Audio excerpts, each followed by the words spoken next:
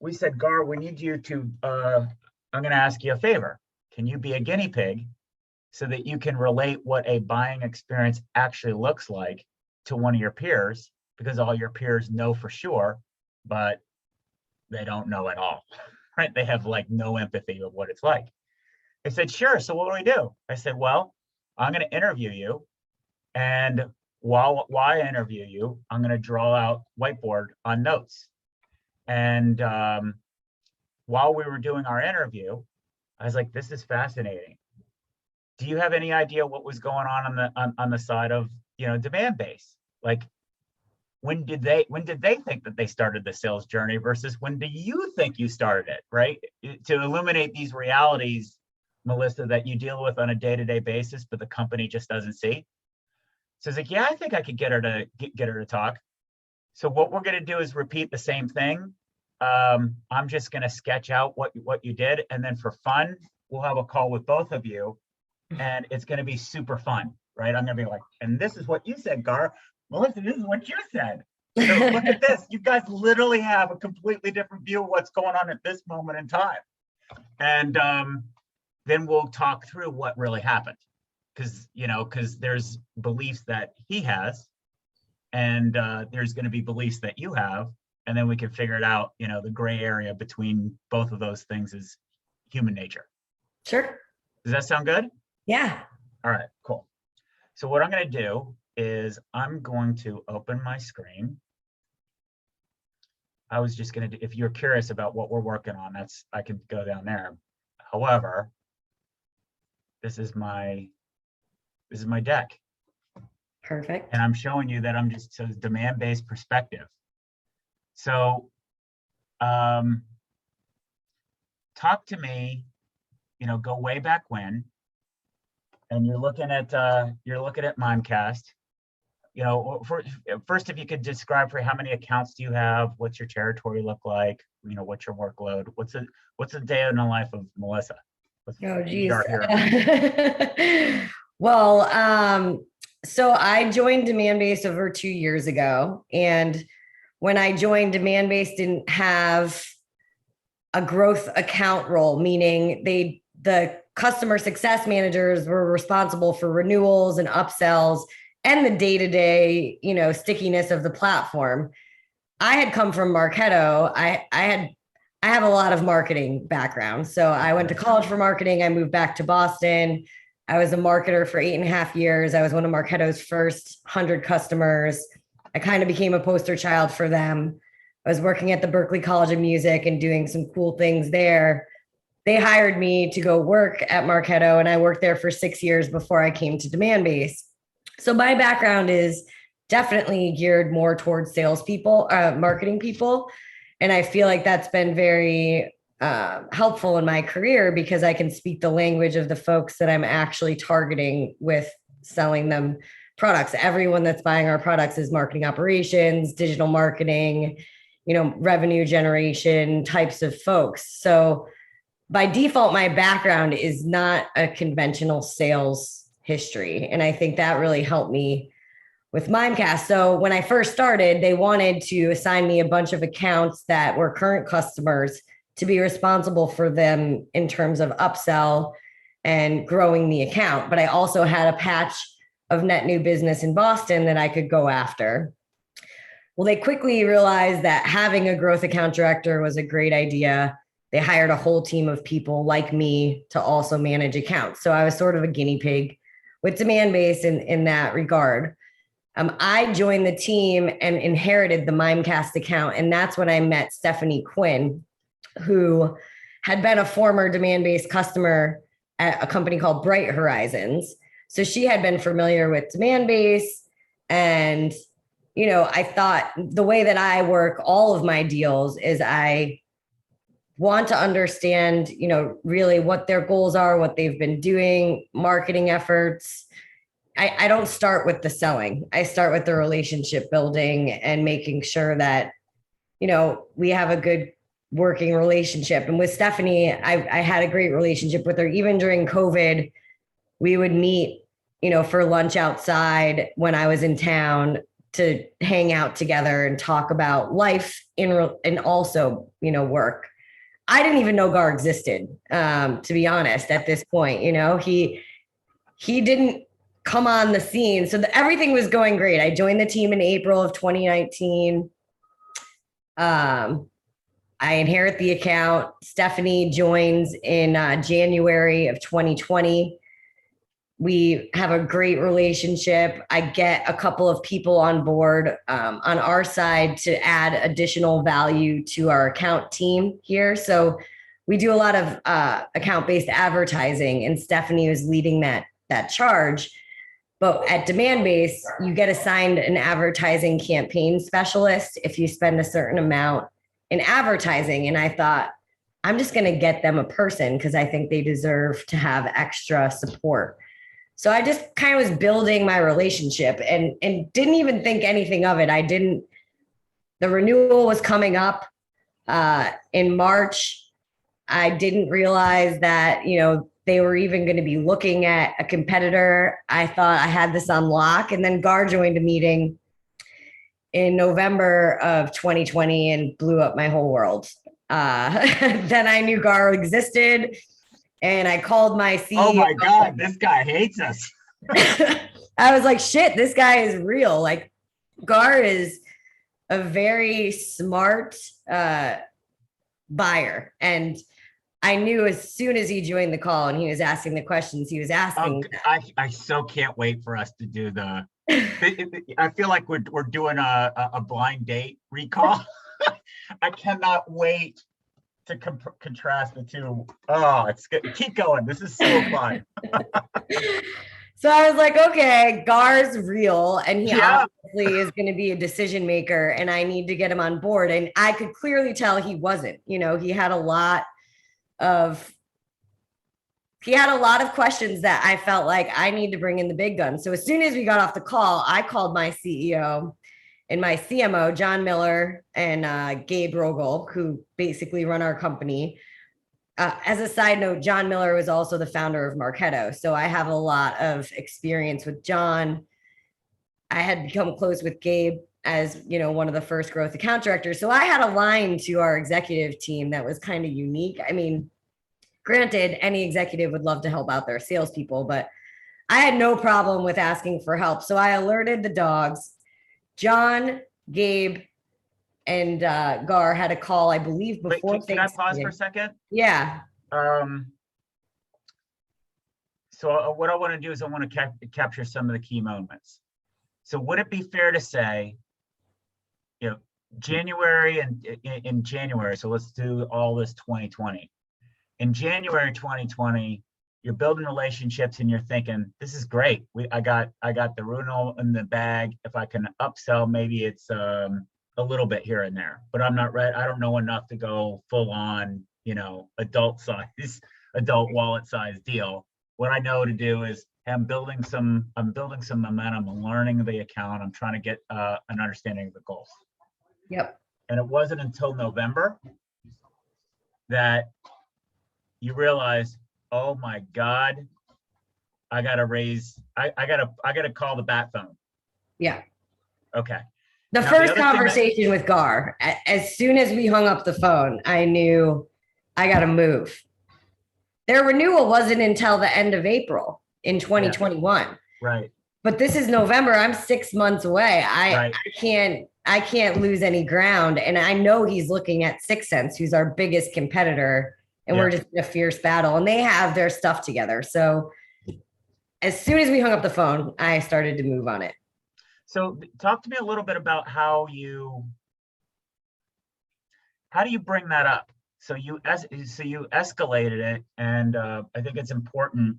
You're telling me for a reason that you have a line to these executives, because a lot of people don't escalate things to management.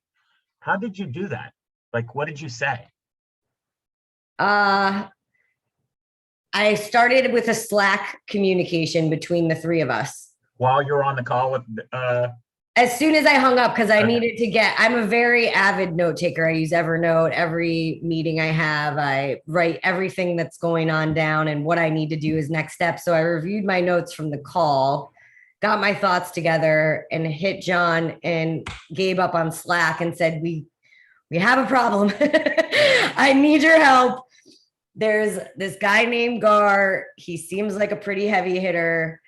He's talking about 6th Sense. He's asking me questions. I need to bring in the big guns here. And so I ghost wrote a note from each of them to send to Gar separately. And they both, obviously were more than happy to have a call, which I was not invited to. I had a little bit of hurt feelings, but I don't know what went on in that call. The 3 of them had a conversation. I think it was, we were able to kind of set the tone for what the cycle would be from there on out, and that they were fully supporting everything. And I think that really helped for Gar's perspective to have them reach out and have a call. You want to know what's funny? At this point in time, Gar was committed. So he told me, in terms of the backstory, let me set the scene for you too, is kind of like what you did here. That's why this is so damn fun. Yeah. He says, let me set the scene for you. Not only was I super pro biased 6th Sense, and he gave me like his view of the 2 companies at that point in time, I was also incredibly negative on Demandbase. Yeah. It wasn't just, I mean, I'm telling you this because I want you to know the magnitude of what you pulled off too. I never get the opportunity to help salespeople really understand what they did, but the deck was so stacked against you. Yeah. Before November, I think in October, Mimecast CMO was also engaging with 6th Sense. Yeah. Had their CMO present to their team and had executive level access, of which you did not. Right. So the momentum was so, like, if we were to review this, a old school sales manager might say, let's cut our losses, or, whatever, right? It just, the deck was so stacked against you. It's unbelievable. Yeah. I want you to know that, because this is super cool. All right, so you got them involved. Did you guys have a meeting beforehand, or how did you guys prepare before talking to Gar? Yeah, so I organized a Zoom chat with John and Gabe. At that time, I had a different manager, and to be honest, I didn't have a lot of managerial support, so I kind of used Gabe as my manager. And so I just spoke with him about all the things in the deal and what was going on. And Gabe, kind of rose from the ranks of sales here at Demandbase. So he started off as a salesperson. He became our CRO, and now he's the CEO. So he knows sales. He knows, and he hates losing too. And anytime 6th Sense comes into a deal, all I have to say is we might lose. And yeah, Gabe's there. So, these guys are old hats at working these kinds of deals, and I didn't have to give much direction besides my, this is where we're at. This is what I know. I'm having feelings of, we need to really shine here. So I kind of came up with the idea of bringing in all of our experts on every single thing, because I couldn't do it on my own. I mean, I have a shiny personality and I can be charming, but that's not going to win a deal. So between let's see. So I would say the battle began in November for me. And between November and January, we had 24 meetings. 24. Funny. You know how many Gar thinks it is? How many? 15. 24 meetings. So isn't this interesting? Yes. I counted them. There are other meetings outside. Look, I'm sure, because it's fascinating, but keep going. Yeah. So I have a slide of like all the pictures of every single person I had on the call. But so it started with John and Gabe. They had a call. Then I brought in Russ Martin, who is a really talented guy on our team. He knows the ins and outs of our data, and he was assigned as the 6sense kill lead. So he had a lot of information about how we differentiate, how we're better. We had 2 1-hour sessions with Russ about how 6sense and demand-based compare. When you say we, is that the demand-based team? Like, It was always me. So it was me and whoever I brought on the call. So, but all right, what I'm asking is, did you have pre-calls before these 24 Oh calls? yeah, of course. Yeah, these are the 24 is the customer facing side. It would probably be 60 something with all the preps and all the strategizing, and that's just customer facing calls. Yeah, see, this is important to capture Yeah, because most people don't do this work. yeah. Here. And they're going to say 24. I'm not going to do that, right? So prep. Okay. So one thing that I want to react to. So I have been in many deal reviews, etc.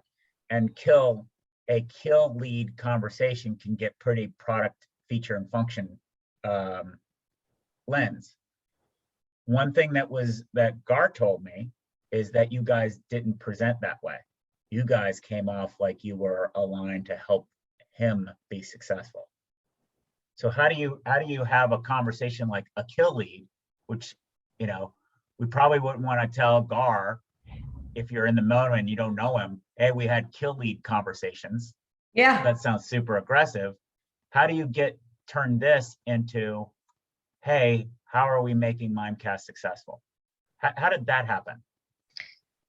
So I think we needed to start with the basics with Gar because he's super intelligent and understands things really quickly. But I wanted to set the stage for, how our product was created and the core functionality of what we built, right? Because our competitors are using a lot of other products that are third party that they're looping in and rebranding as their own sort of solutions. We started as a data company, and that was our bread and butter before we even became, more involved with advertising. And it wasn't until 4 years ago that we offered a software as a service platform. So I wanted him to understand that we've been at this for 15 years, and the data and the intent and all of the things that we've been able to develop are better than 6sense, without saying so much as we're better than 6sense, but this is the story. And then after we set the stage for this is how, we're unique, we went through why we were better than 6sense. And that was one of the first calls. So I'm surprised that Gar doesn't feel like we ever really battled the 6sense stuff. Well,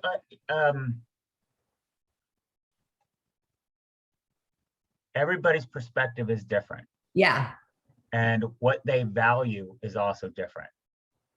What I asked Gar, at what point in time in this journey did you realize you've shifted and you were pro demand based? And I said, I don't know. I don't know when I flipped. I do. I want to know this, right? But before I go there, I want to know, what was your strategy on how to manage Gar?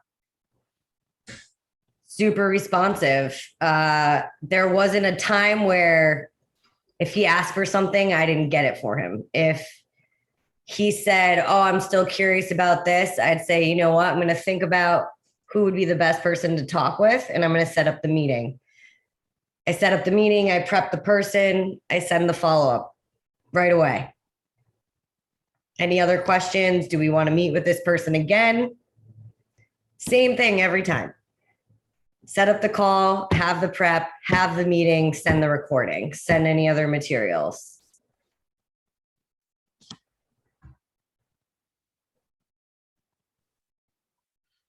Gar was very the journey you were going to take him through. Like, how did you break up the information? Like the objectives of the meetings. How did you figure that out? So first I wanted to give him more background about data and in the bread and butter of our business initially. And then I wanted to bring on some of the heavy hitters for technology. So when we acquired Engagio, we were able to also acquire a chief technology officer named Brian Babcock. And I asked him to join a call to talk through what I thought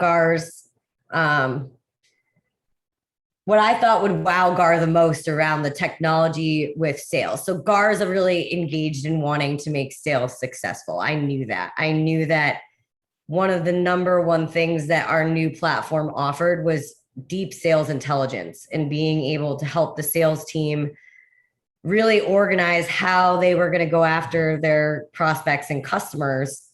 And one of the unique things that we have is we have the ability to integrate with Outlook and Gmail clients so that it scrapes for any interactivity between accounts and any meetings that are happening through email and on the calendar. Well, that's a game changer for salespeople. I mean, you don't have to log activities in Salesforce to know the relative impact of anything that you're doing because it's automatically populating. And there's a deal story that allows Gar and team to see what marketing is doing and what sales is doing all in one view. So I thought he's going to freaking love this. And he does love this. I'm going to bring on this chief technology officer to talk through how we do some of these really unique things and get him juiced up about the thing I think is going to be super that he's going to love, right? I want to get him excited first and then roll everything out. So I had the CTO talk to him and then I had the VP of product talk to him because I wanted him to see how we were thinking about the future and not just right now, but I wanted to share with him the roadmap and all of the things that we were doing, you know, as a company to grow and be better, bigger, faster, smarter. And that I felt like he loved that conversation. And he had always been of the mindset of, I don't give a shit about advertising. Like he may have even said that to me at one point. And I'm like, these are my biggest ad clients. You know, they're spending $1 million in ads a year. If I lose these guys, I'm screwed, right? Like this is the whole time I'm thinking I need this deal. Like my whole year would be gone. Mm-hmm. So he's telling me ads aren't a big deal. And I'm like, ads are our business. Like we are an ads company, like first, you know, like that's what we do the best. And Stephanie's amazing at it. They are like a case study for us for ads. They do everything right. And I'm like, if Gar doesn't care about ads, I'm screwed. So I have to get him excited about ads. So I brought on our VP of advertising, who's also from Dublin, which that call was really fun to have these two Irish guys. Yeah. Get the mix together. Yeah. So Gar and Gareth had the conversation was great. I think that was Gar's turning point for caring about ads. And so then I started to see that he was starting to care about all the aspects of the platform. And that was a small win for me in the early days because you know, he had said, I don't give a shit about it. And I was like, well, you have to, you know, because this is one of the things we do really well. And we're way better at it than 6 Sense. So I wanted to bring on, you know, the whole dog and pony show there. Gar's also really interested in data, you know, business intelligence, all the analytics, the way that we can kind of take our data and integrate it with theirs. So the next call I wanted to have was with, our product manager of what we call Data Stream. And Data Stream is an open API infrastructure that allows us to sync data between our system and anybody else's data lake, Tableau, systems like that. And I wanted to bring on the subject matter expert to say, hey, this is what you guys can do. Gar had from his side, he also brought on the guys that were subject matter experts. You know, he worked as hard on this deal as I did. I would like to, you know, point out because he brought on all the right people on his side. We couldn't have had it happen if he didn't. So that went well. And then I think the time that I knew we were going to win the deal was the call with our marketing operations director. His name's Tom Keefe.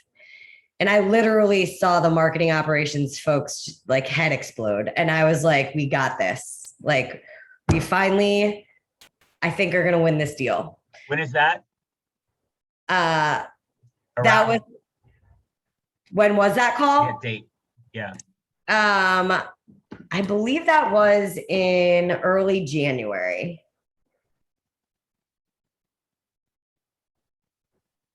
And this is like, the worst time ever, right? It's like the end of the year.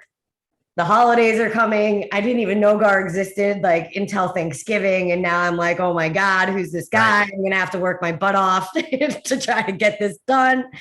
So yeah, as soon as I felt like we won once we had that conversation.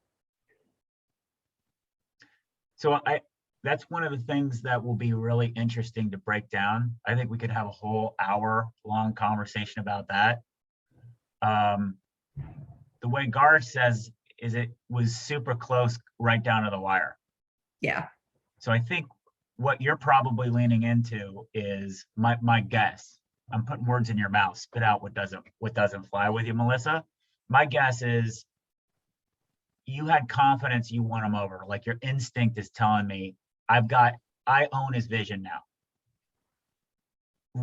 So all the mechanics still need to work their way out, because people are going, what about this? What about that? But those are all technicalities. It's not the vision. Is that fair? Yeah, totally. I mean, I think for me, being present, connecting with the team, listening to their needs and responding with what I thought would be helpful won the deal for me. So I'll give you more feedback on what won the deal for you later. What I'm trying to isolate is when you're a good rep, right? Because I've been in sales before too. And you're focused on your client, you know how they're going to behave before they behave. Because you can see when the light bulb goes off and they have the vision and they're still sorting it out because they don't know yet.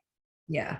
That's something that's really important that we need to tease out in order for, at least for Mimecast, because they're trying to push sales to be more transactional rather than saying, look, we got to paint a vision here.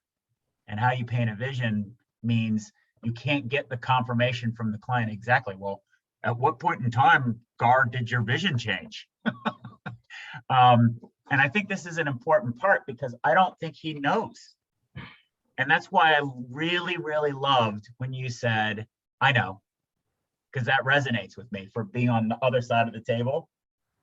And I think this is an important part because the feedback that you're going to get, like if they put it together as a proposal or an RFP or whatever, the people on your team, if they zoom in onto those facts, can move off of what got you here in the first place.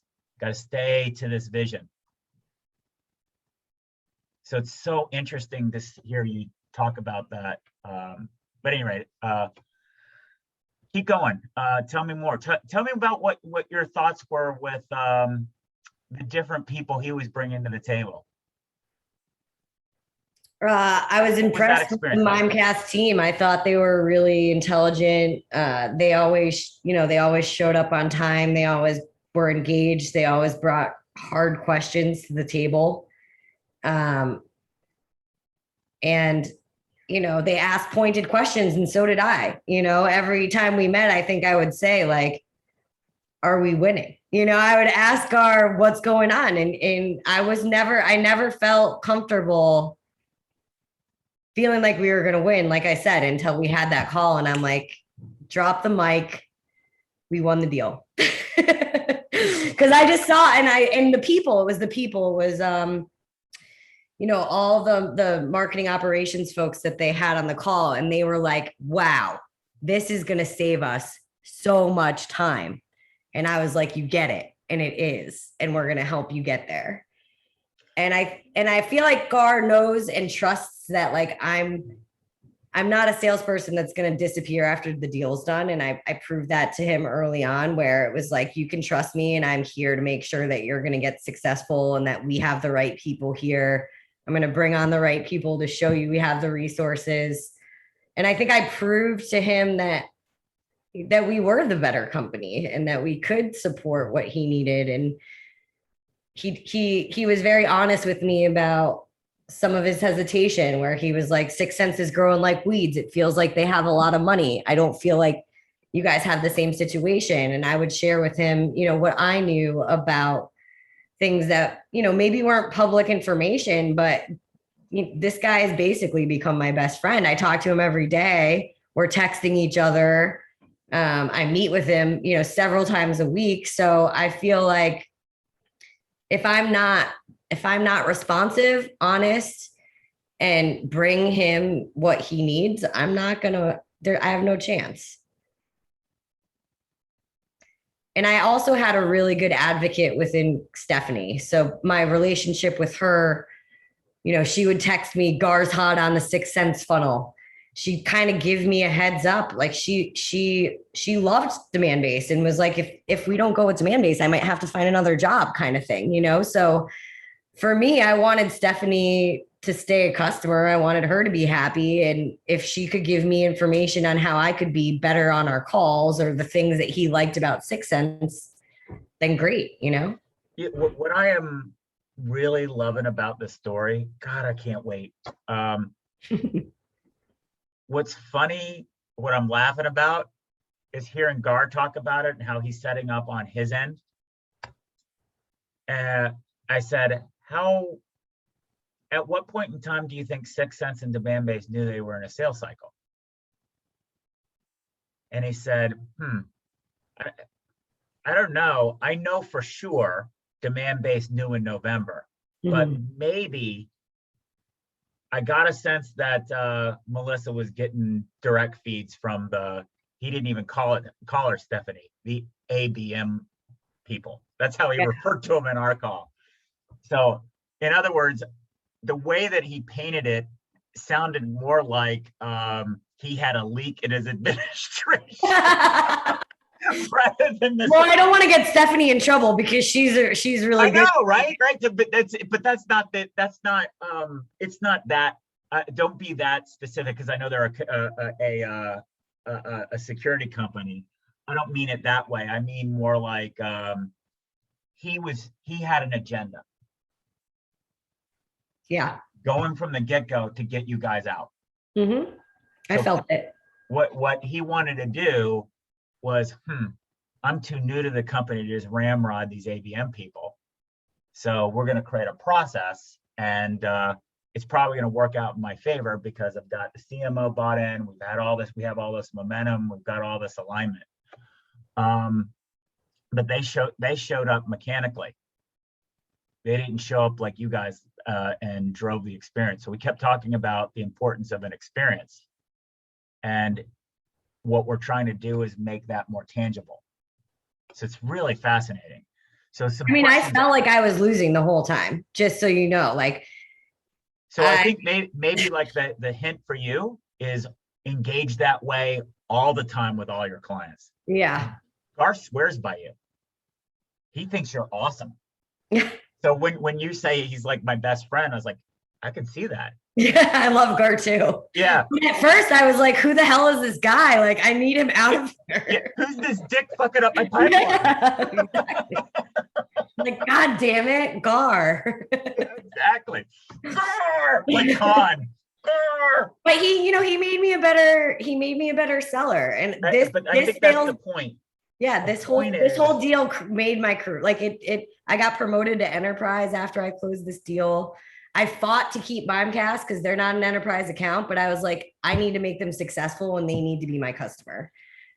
I think what you're highlighting though are some points that we're not paying enough attention to on the sales side, which is, what did you say? I need to make him successful. So yes, it's your number, but you knew to hit your number, it's making him successful. Yeah. He got that loud and clear. And very few people engage that way. Very few people do that. And then also that feeling of always losing, he came off more as a human being.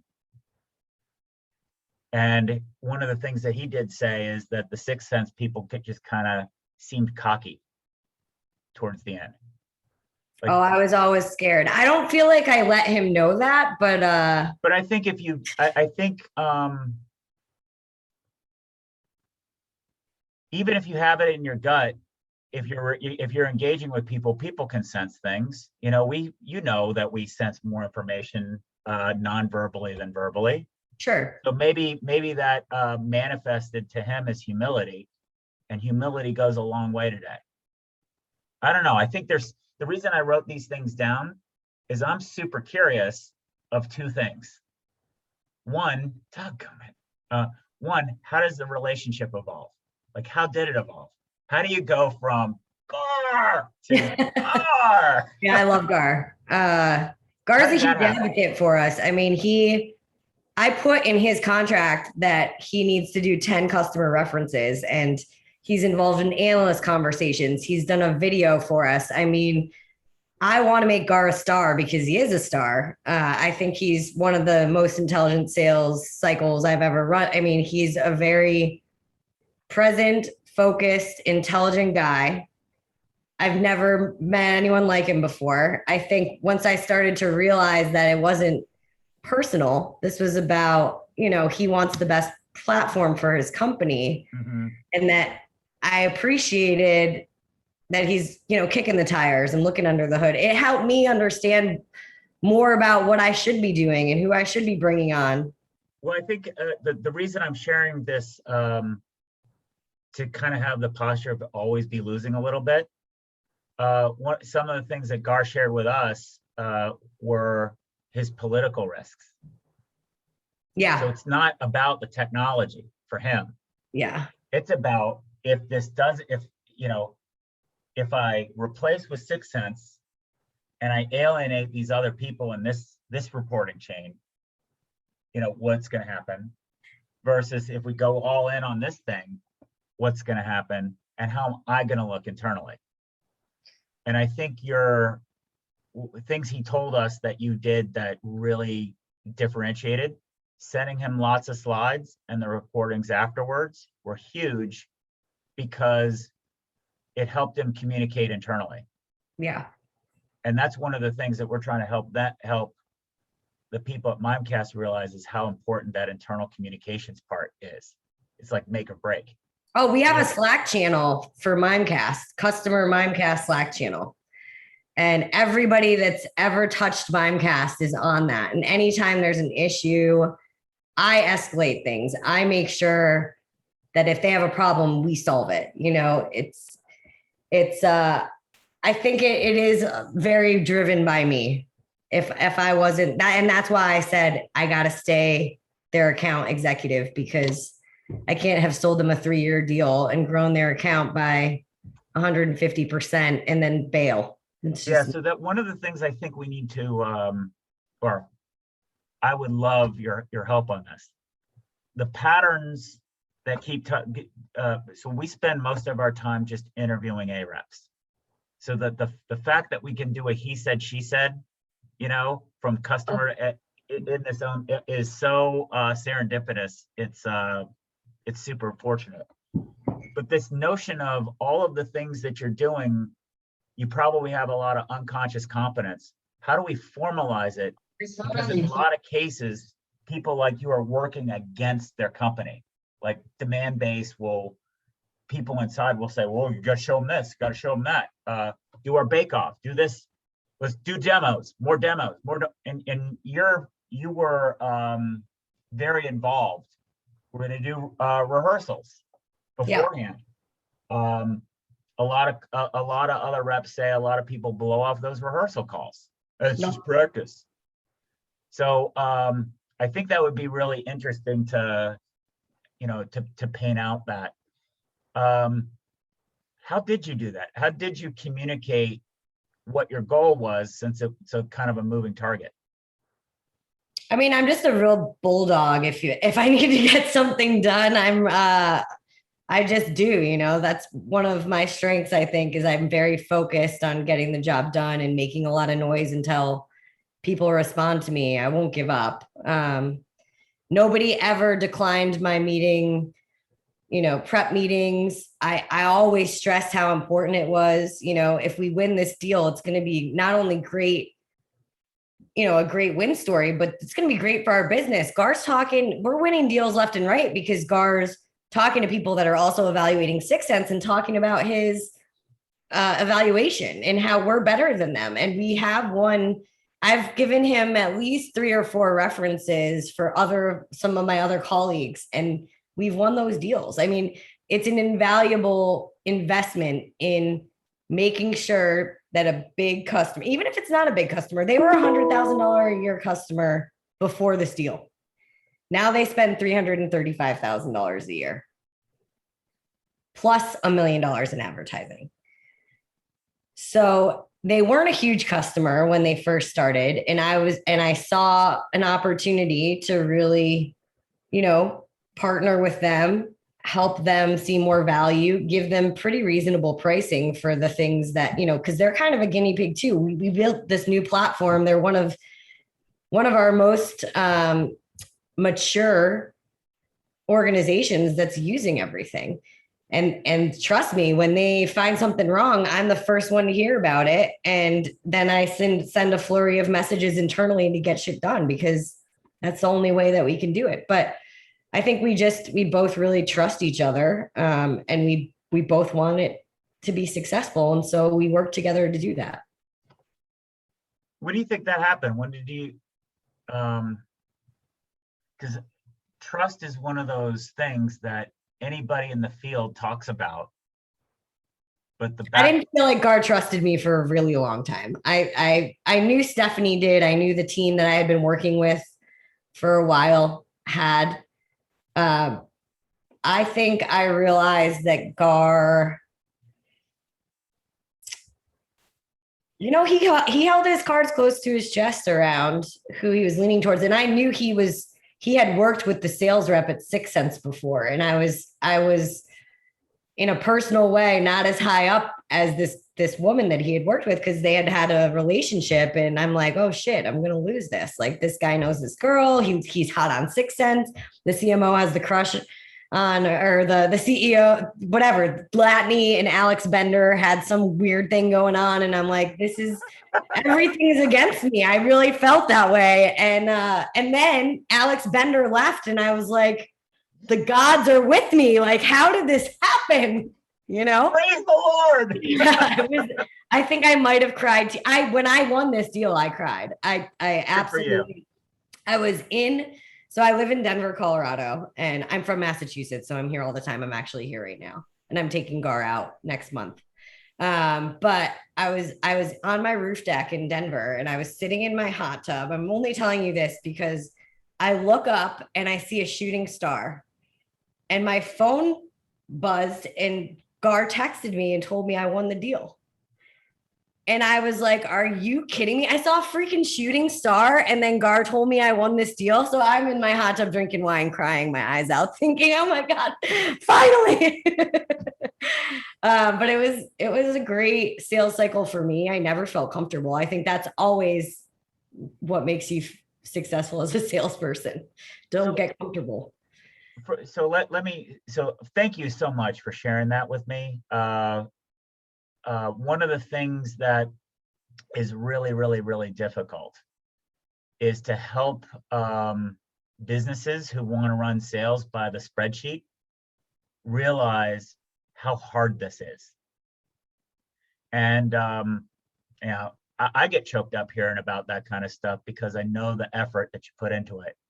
And that same phenomenon when people finish the Ironman, and a lot of people just cry, but they're not crying because they're sad.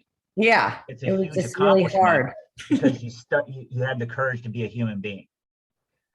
And with that, I want to sort of one of the things that we as our business, sort of our mission is to make these experiences come to life more, because this is what makes or breaks you.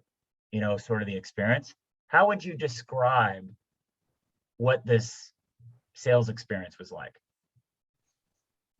Stressful, anxiety inducing.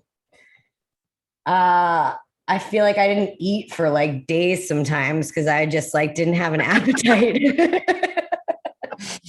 um, it was a lot. I mean, and I had at the time 36 other customers, and I spent a minimum of 8 to 10 hours a week on Mimecast. And I mean, that's a lot of time when you have 36 other Well, customers. yeah, so like let's paint the risk factor. I think what pays off is that when you have the courage, so one of the things that you could have done is you could have said, I'm gonna lose 100K, I'm gonna make it up in the 36 other accounts, and I'm just gonna go spray and pray. I'm gonna cut my losses, right? I'm gonna mitigate it.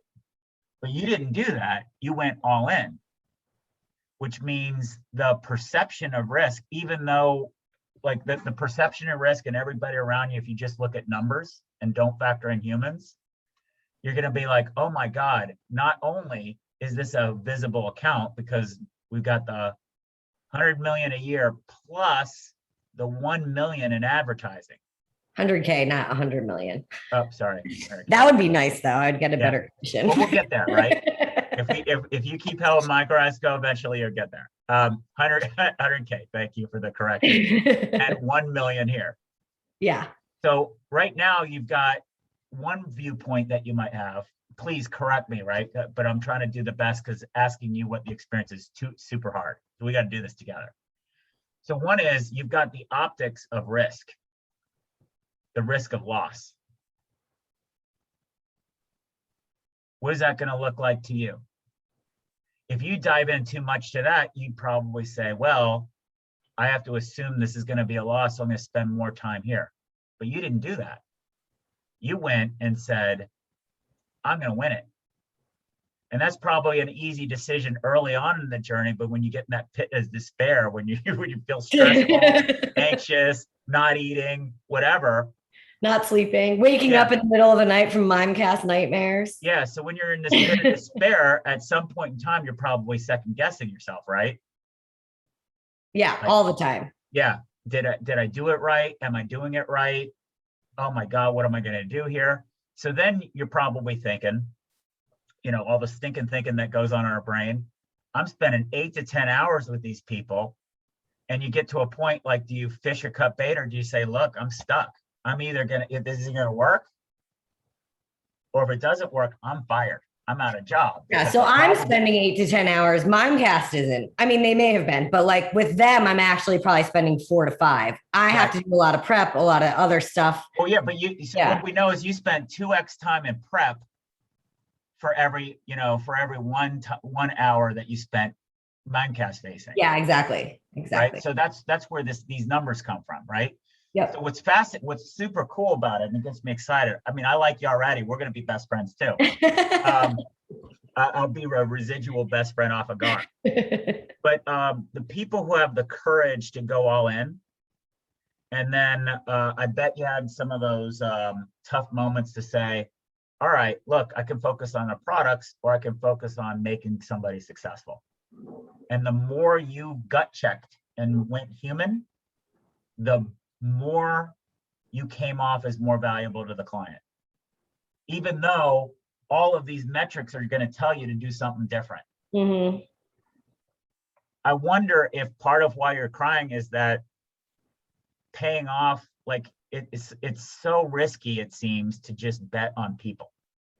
Well, I just didn't know if I could do it. And I also thought, did I screw myself by dedicating 1 to 2 days of my whole work week for the last 2 months to this guy and his team for nothing? Like, that would have been terrible. I mean, I didn't lose any. I had a 92% renewal rate. So it wasn't like a lot of others, but I worked all the time. All I did was work, and think about Gar and Mimecast and how I can focus on that. And it was a lot. It was all consuming. And I think the emotion was, I can't believe I got this. And wow, like I did it.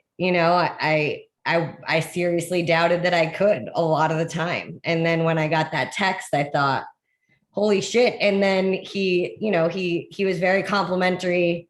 That's when I knew I won him over, because he was like, the Melissa factor played in big time. And I didn't know how Gar felt about me.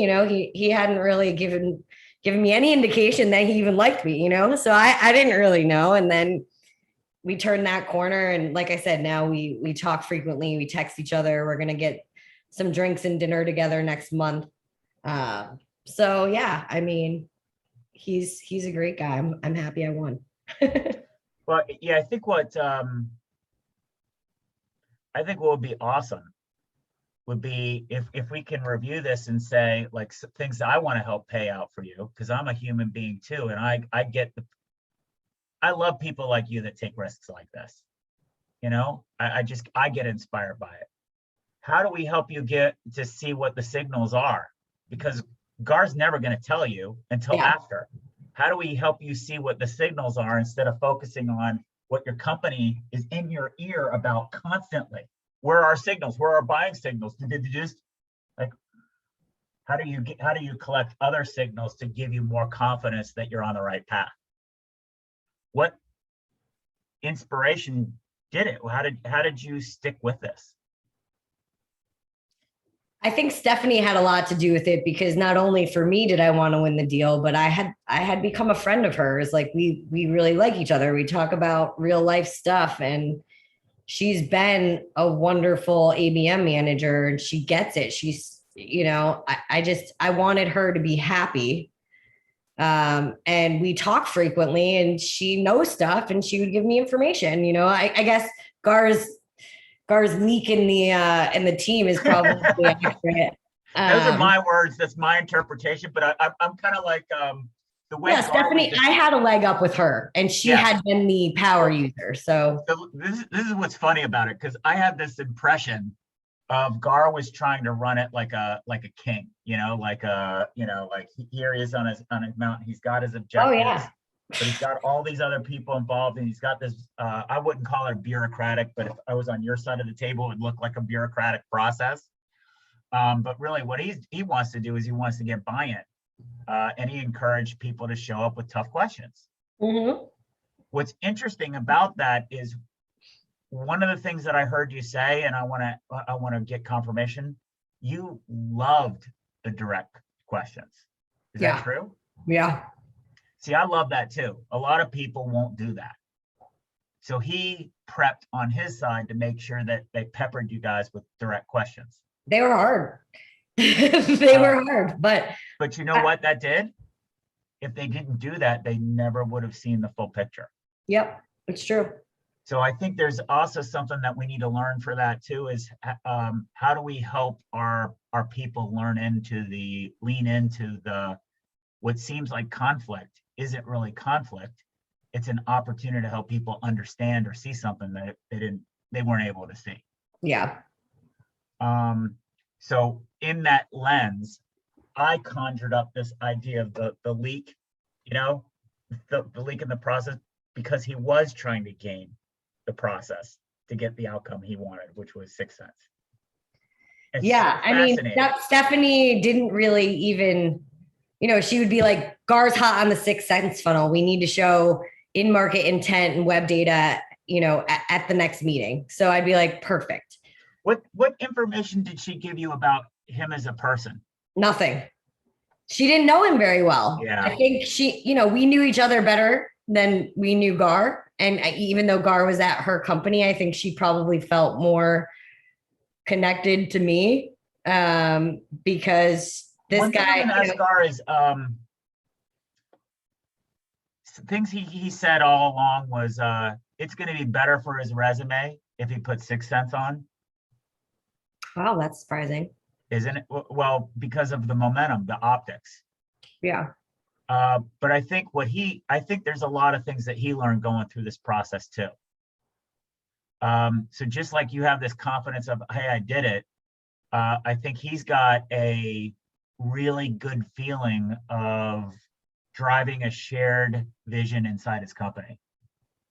And I think there's a very significant yin and yang here that I think if we can unpack together, I can help you maybe not spend 8 to 10 hours on each account. You can make it a little bit more repeatable, but we need more people like you representing salespeople, because it's got to be honest and authentic. and too much of the sales world has become dishonest and, disingenuous, which makes it harder for all of us, right? So Yeah. I think there's something really, really, really cool here. Do you have any, we're running out of time. Do you have any parting shots or parting thoughts, or, I how did will you just feel about say- this? Was this fun for you? No, this was fun. And Gar told me he thought it would be too. So I was totally down. Whenever he asked a favor for me, I'm Yes, definitely sir. be doing it. Yeah. I just think that part of the reason why I'm a unique salesperson is my background's in marketing. I've been in these people's shoes before. I can talk the language. I know So the metrics. empathy, would you say empathy is a big?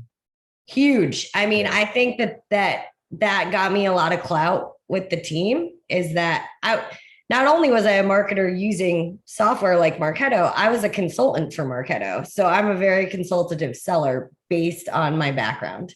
I know what questions to ask, I know the levers to pull, but I don't think that's a sales function that's typically inherent in people. I think it's because I went to business school for marketing and I worked as a marketer, and then I became a consultant and sold.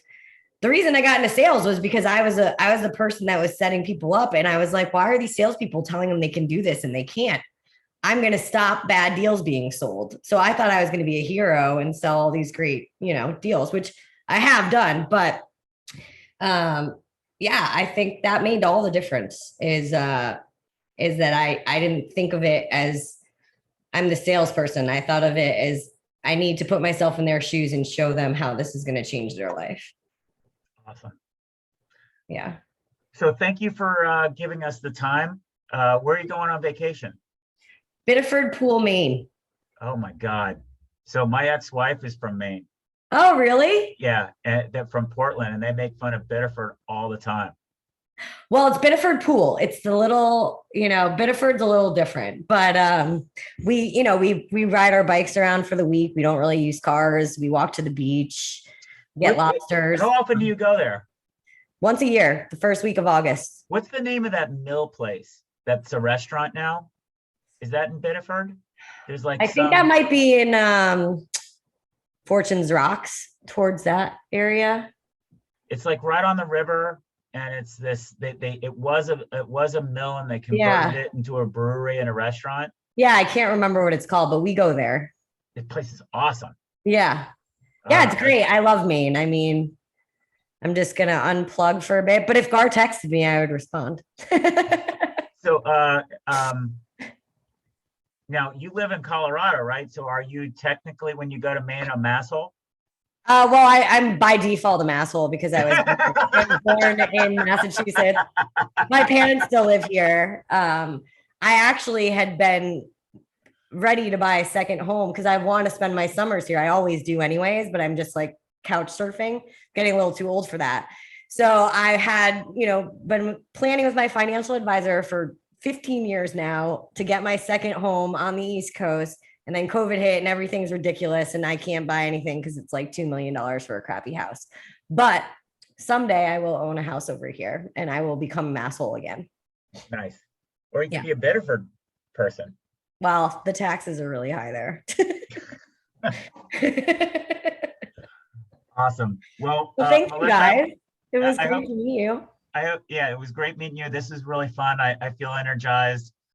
I am wrestling with how in the world I'm going to show the both sides of it, but I'll figure that out. That'll be super fun. Your story was way more emotive and relationship oriented, and his story was more structured. So it's going to be interesting to even say, well, how That can doesn't I surprise me. but how can I show these worlds how they combine? How can I? That's going to be a challenge. But maybe what we'll do is we'll do a call and I'll struggle through it. So you guys can see how hard it is, and then you guys can correct me along the way. Maybe we'll do it that way. Okay. This is awesome. Thank you so much. Of course. Yeah. Thank you guys. It was fun to talk about it. And I Would look you mind forward. sending me the deck that you put together? Oh, yeah, of course. But don't Yeah. share it with Gar because there's text messages in there from Stephanie. No problem. Okay. I All right, promise I won't guys. share with him. All right. Take care. Bye. Okay. Bye-bye.